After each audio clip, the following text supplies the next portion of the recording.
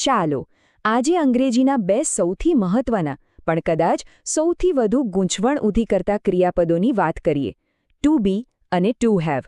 આ એવા શબ્દો છે જે લગભગ દરેક વાક્યમાં જોવા મળે છે, પણ સાચું કહું ને તો મોટાભાગની ગૂંચવણ પણ અહીંથી જ શરૂ થાય છે. પણ ચિંતા નહીં, આજે આપણે આ ગૂંચવણને હંમેશા માટે ઉકેલી નાખીશું. તો સવાલ એ થાય છે કે એવું તે શું છે આ શબ્દોમાં?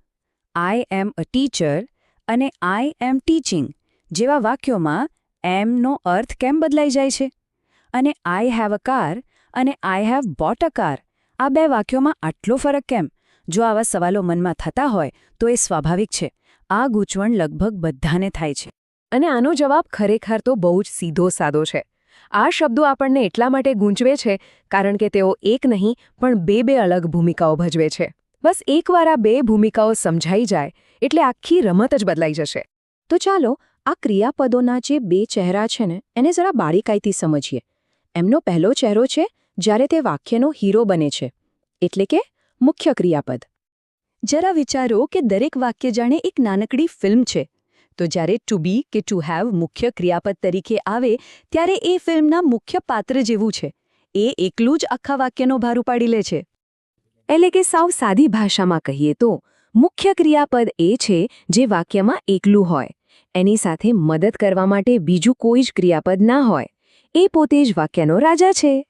અને મજાની વાત તો એ છે કે જ્યારે આ ક્રિયાપદો મુખ્ય ભૂમિકામાં હોય ત્યારે એમનો અર્થ એકદમ સ્પષ્ટ હોય છે. ટુ બી કોઈની સ્થિતિ બતાવે છે, એ શું છે, કેવું છે, ક્યાં છે. અને ટુ હેવ કોઈ વસ્તુ પરની માલિકી બતાવે છે. બસ આટલું જ. ચાલો ટુ બીના ઉદાહરણો જોઈએ. જેમ કે આઈ એમ અ ટીચર. અહીં એમ મારી વર્તમાન સ્થિતિ બતાવે છે. આઈ વોઝ અ સ્ટુડન્ટમાં વોઝ ભૂતકાળની સ્થિતિ બતાવે છે. અને આઈ shall be a ડોક્ટરમાં shall be ભવિષ્યની સ્થિતિ. જુઓ, અહીંયા ધ્યાન આપવા જેવી વાત એ છે કે એમ, વોઝ કે બીની સાથે બીજું કોઈ જ ક્રિયાપદ નથી. બસ એ જ રીતે ટુ હેવ માલિકી બતાવે છે. આઈ હેવ અ પેન એટલે મારી પાસે અત્યારે પેન છે. આઈ હેડ એન ઓલ્ડ કાર, ભૂતકાળમાં ગાડી હતી. I will have a new computer, ભવિષ્યમાં કમ્પ્યુટર હશે. અહીં પણ જો હેવ, હેડ કે વિલ હેવ વાક્યમાં એકલા છે અને સીધો સાદો માલિકીનો અર્થ આપે છે. સરસ. તો આ હતો એમનો પહેલો ચહેરો, જ્યાં એ હીરો છે. હવે વારો છે એમના બીજા ચહેરાનો, જ્યાં આ જ ક્રિયાપદ હીરો નહીં પણ સપોર્ટિંગ એક્ટર એટલે કે સહાયક કલાકાર બની જાય છે. સહાયકારક ક્રિયાપદ અથવા હેલ્પિંગ વર્બ એના નામ પ્રમાણે જ કામ કરે છે. એ ક્યારે એકલું નથી આવતું.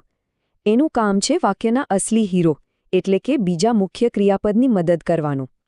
એ મદદ કરીને શું કરે? એ ક્રિયા ક્યારે થઈ રહી છે એ સ્પષ્ટ કરે છે, જેમ કે ક્રિયા ચાલુ છે કે પૂરી થઈ ગઈ છે. આનું ગણિત બહુ સહેલું છે. એક સહાયકારક ક્રિયાપદ અને બીજું મુખ્ય ક્રિયાપદ, આ બંને ભેગા મળે ત્યારે એક ખાસ કાળ કે ખાસ અર્થ બને છે. બંને એક ટીમ તરીકે કામ કરે છે. ચાલો પહેલાં ટુ બીની વાત કરીએ. જ્યારે ટુ બીના કોઈ પણ રૂપ જેમ કે ઇઝ, એમ, આર, વોઝ, વેર બીજા કોઈ ક્રિયાપદના આઈએનજીવાળા રૂપ સાથે આવે તો સમજી લેવાનું કે તે ક્રિયા અત્યારે ચાલુ છે. આને જ આપણે ચાલુકાળ કહીએ છીએ. દાખલા તરીકે આઈ એમ ટીચિંગ. અહીં જુઓ, એમ એકલું નથી, ખરું ને? એ ટીચિંગને મદદ કરી રહ્યું છે. શેના માટે?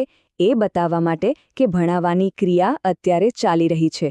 અહીં એમનો અર્થ હું છું એવો નથી થતો. ના, એ તો ખાલી સમય બતાવવા માટેનો એક હેલ્પર છે. હવે વારો ટુ હેવનો.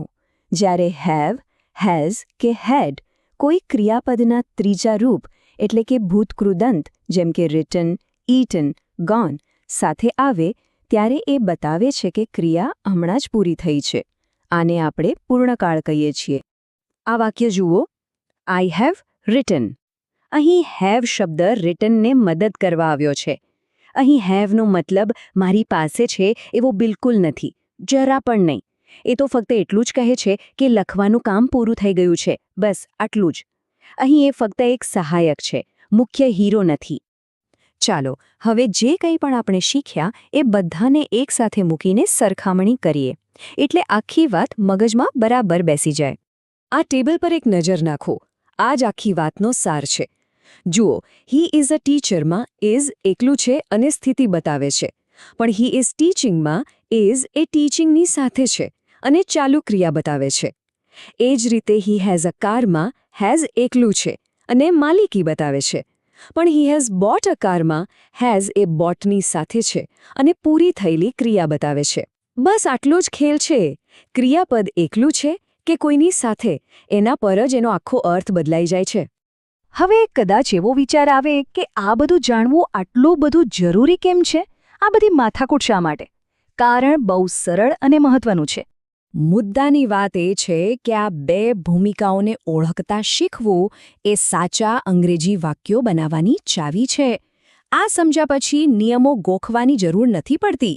વાક્યની રચના આપોઆપ સમજાવા લાગે છે અને આ જ સમજણ અંગ્રેજીમાં આત્મવિશ્વાસ લાવે છે.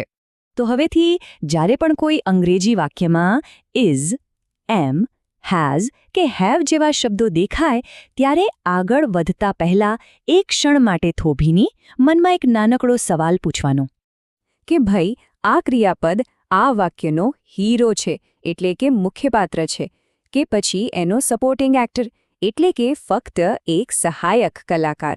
બસ આ એક સવાલનો જવાબ શોધી